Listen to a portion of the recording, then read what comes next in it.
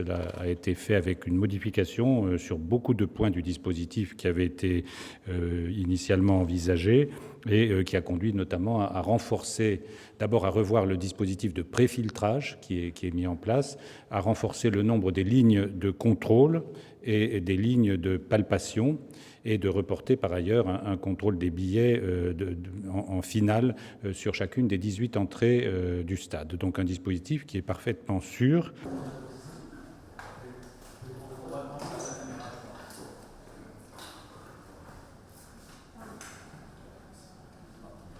La capacité d'accueil du stade est de 80 000 spectateurs. Sur ces 80 000 spectateurs, il y en a, le directeur du Transilien de la SNCF était là hier soir pour le rappeler, il y aura sur les 2 lignes RER qui accèdent à Saint-Denis et aux 2 gares de Saint-Denis, le RER B et le RER D, il y aura un trafic qui sera d'au moins 50% et sans doute davantage proche de 60% du trafic habituel et qui permettra d'acheminer de l'ordre de 40 à 50 000 spectateurs s'ils choisissent ces 2 modes de transport.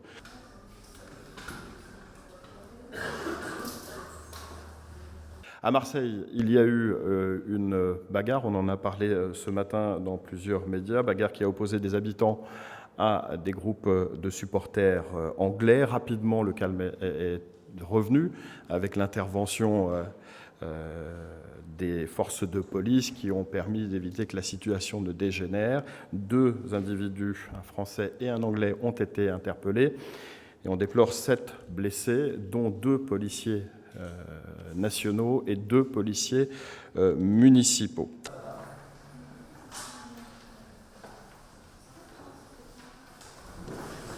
Dès aujourd'hui, il y a un dispositif qui est mis en place par la préfecture de police des Bouches-du-Rhône, qui est un dispositif conséquent, justement de manière à éviter de nouveaux débordements. Ce dispositif, il est composé d'effectifs locaux, de forces mobiles qui vont être déployées et qui vont éviter justement qu'il y ait des affrontements.